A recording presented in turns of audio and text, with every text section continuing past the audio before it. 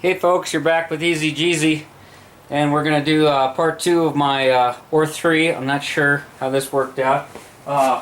While you were gone, I was finishing up fitting that oil flow, and I kept hearing this thump on the side of the garage door. So I opened it up, and that frog hopped in. I think he wants to get out of the cold. The wind's blowing out there. It's kind of a foul day. And, I don't know, I've never heard of anybody getting bit by a frog, so I thought I'd just let him hang out for a while. He looks like he needs to warm up. So anyhow, let me show you where I'm at here. Been working my tail off for you guys. My battery went dead, it ran out of memory, it went to internal memory, so I'm still on that learning curve, and we're going to get through this just dandy here. So I got cords, extra stuff plugged in all over the place. So let's stay on track. Oh, you guys are gonna hate me for this. Do you hear that sound?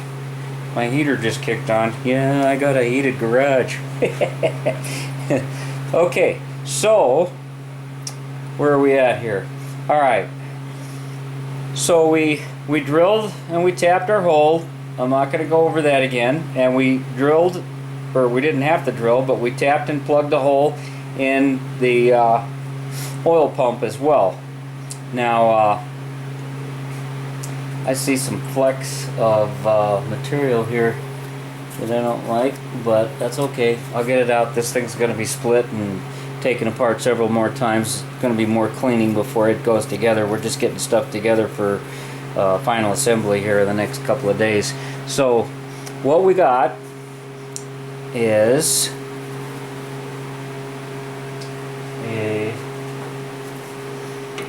just tighten up that 90 a little bit too much for my hands. Okay, and that's what we want. We wanted it snug. This is not final tightening, but I was fitting it, and I guess I need to move that camera. Oh man, everything's let me take care of that noise. Maybe I'll start over entirely. I'm getting tired. I need some food.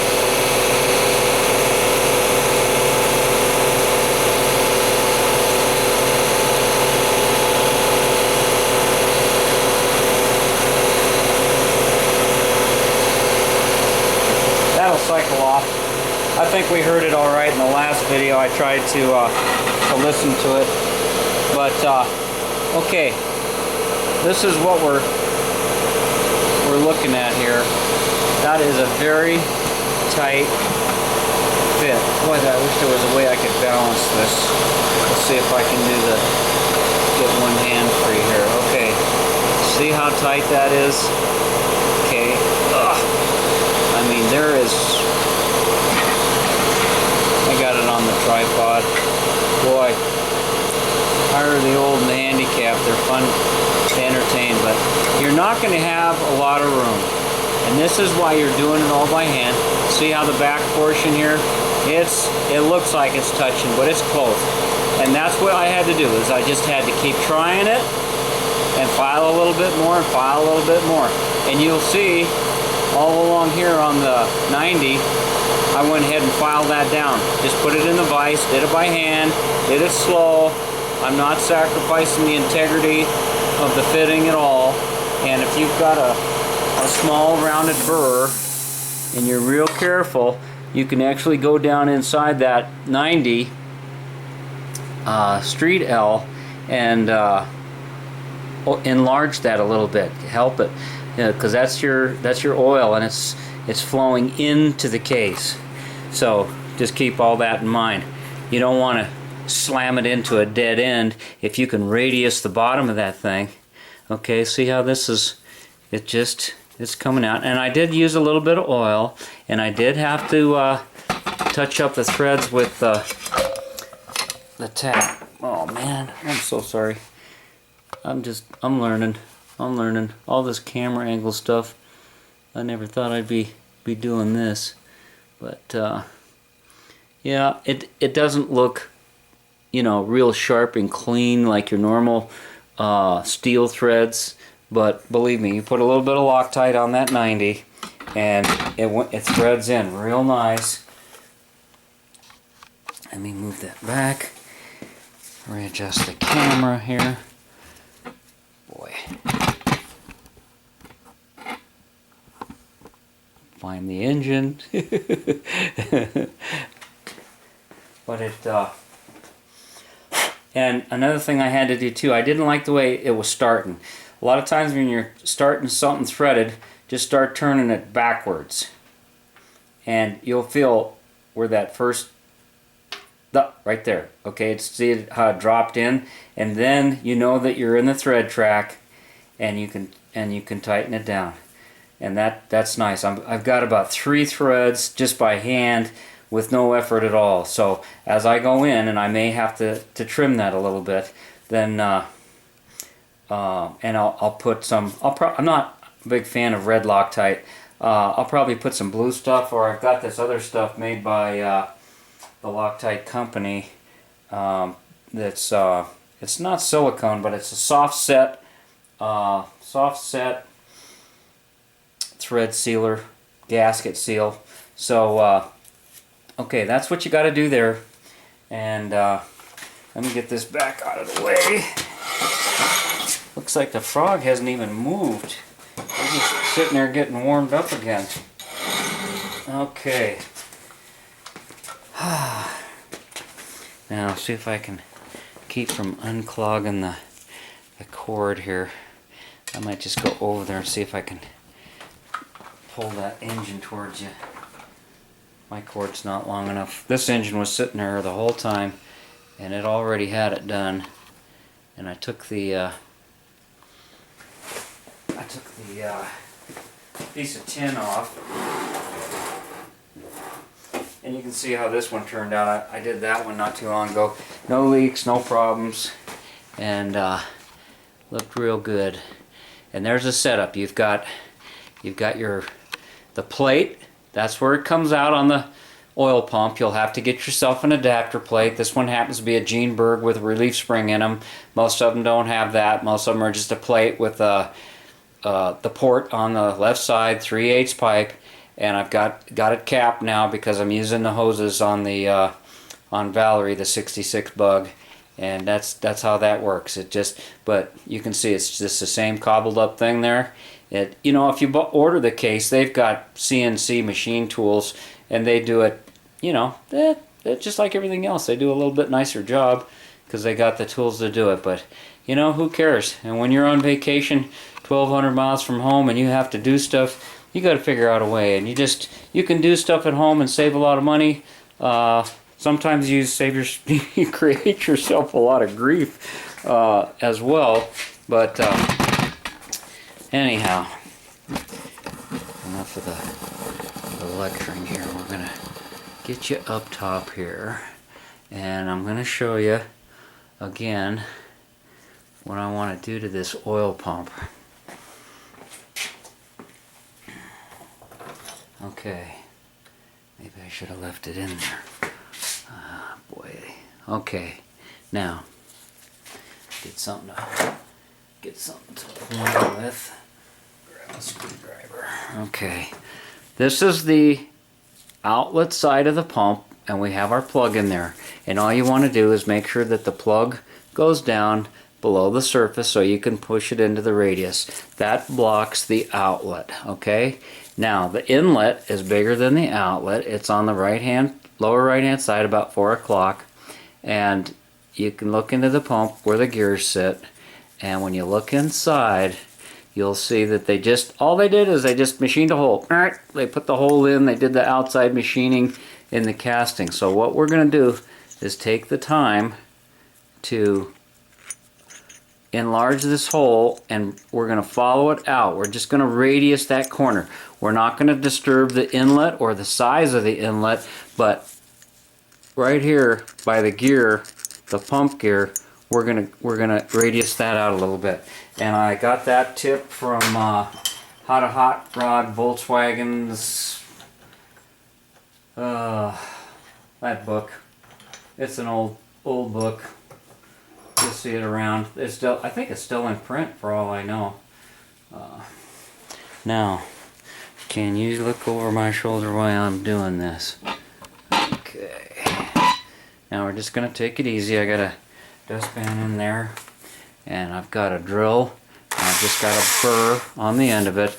This is a rotary file. That aluminum is soft. You don't want to over tighten it in the vise here or whatever you're using. I've got some aluminum jaw protectors in there, homemade, and we're going to give ourselves some light, and we're going to get after this thing and see what we can do here now. If these old eyes can do it, you sure can. Alright, so just going to go a nice medium speed. I'm going to do it dry. I'm not going in too deep.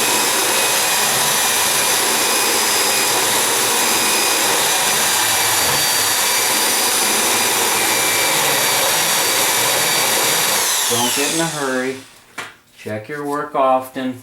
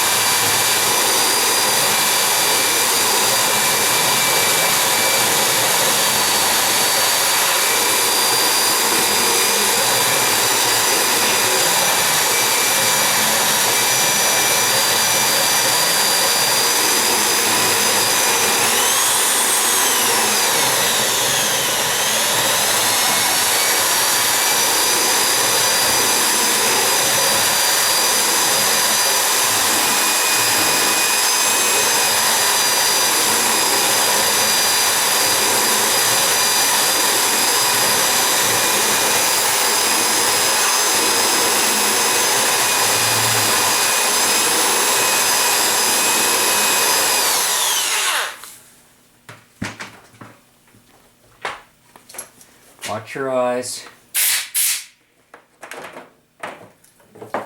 Look. We're doing good. How you doing back there?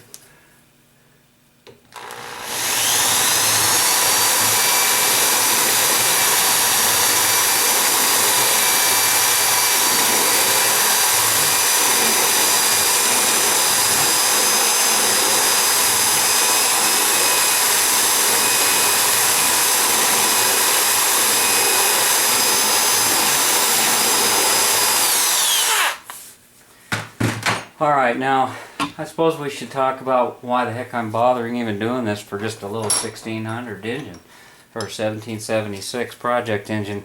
This is the kind of stuff that that racers do. You know, when you're racing in a certain class and you've got restrictions and rules that you got to follow, you know, the only thing left to do is either cheat or do all the little finer things. And this is what they call blueprinting. When the designer and the engineer, when they set out to build a building or build something or manufacture something, they've got to consider cost, productivity, and, you know, out the door competitive price. So they don't take the time for this, and they're just going to do what they need to. Now sometimes they overbuild it and it's all good, but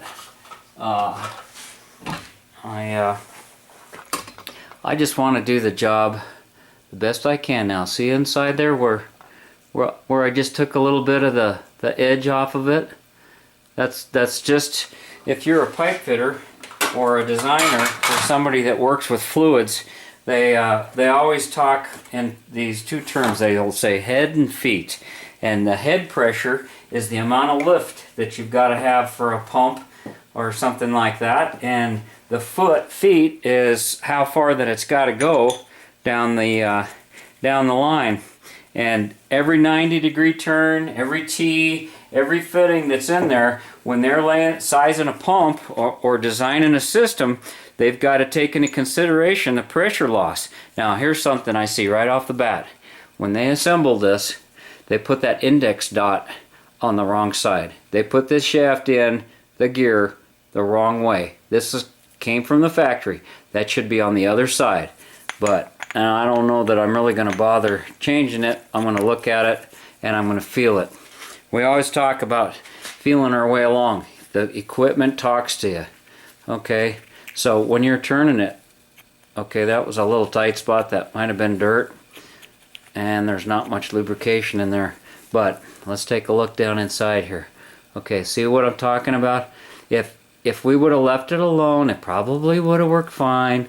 But what we did is we radiused that edge here. We just gave it a little, made it a little easier for that oil, because this is the low pressure suction side of the pump, and we made it a little easier for that oil to make that turn, fill up the back side of these gears, and it's going to get pushed out the front. Over here, this is the high pressure area, this is the low pressure area, and here's where your clearance is, as it wears out, that's where you gain clearance. And if you get debris that gets sucked up from your pump, that's where it's going to scratch that. If you get deep scratches and gouges in there, you're going to start losing oil pressure. And that outside edge, I think we already covered this once, but I always put my gaskets on dry. I've taken apart so many engines that had silicone, and they put all manner of things in there to keep it from leaking. But the idea of this groove around here and that little line, that is to any oil that starts coming out, that's a low pressure area, it should pull it back and go back into the suction side of the pump. And that's what that's all about. So let's see, what else have we got to cover here? Got some other videos. Now I just took my time on that cut in the case. I can't stress that enough. Go slow, double check, triple check, and keep watching it. And have you guys seen these new oil relief plugs for the bottom? I did this on my last engine, and I really like it. Boy, these things are slick. The stock ones, I don't know if I have one handy here, are just screwdriver slots for your relief plug. But somebody finally got it together here, and they came up with a hex head. Your oil relief spring goes on the bottom of that, and you can put it on the end of your 1/4-inch drive extension, and on a dual relief case you've got one in the back and one in the front. And those are pretty neat, and they were cheap too. Just a few bucks, $5 or something like that. I couldn't believe it. I think they feel like they're made out of steel. Let's see, I don't have a, of course I don't have a spring handy to show you. I just saw this sitting on the bench, and it made me want to tell you. So I'm just trying to share what I'm doing here, and we're getting parts together for the 1776 build. These are my my heads. They've been cut out for the 90.5, and I want to talk about the spark plugs, and I think this is as good a time as any on this section right here. One thing, if you're going to reuse a set of used heads, when you take your heads off, you know, look around here. If you've got carbon buildup and a lot of oil that was leaking, you can see where these had been leaking, but it's not burned from the carbon. And this is the sealing surface right on this outside edge for your cylinder barrels when they go up against that. So you want to look at all of these and make sure that there's nothing leaking by, because when you bolt this back together on a fresh rebuild, if you've got a bad spot there, it's going to leak by, and not good for the engine, causes that cylinder to run lean, you lose power, and all in all, it's just not a good thing. And I want to talk about in another video about reading plugs and the different kinds of plugs, and why, who, what, when, where, and why. Maybe how to clean some threads on them, so be watching for that one. And if you like this video, be sure and check out my channel page. I'm trying to put these vids in a playlist so it makes some sort of sense in the logical order that we're doing it. And we'll just cruise through this, and we'll do it on our own, and have ourselves a nice little mild everyday driver here. So thanks for watching, thanks for subscribing, thanks for being you, and come back often. Later.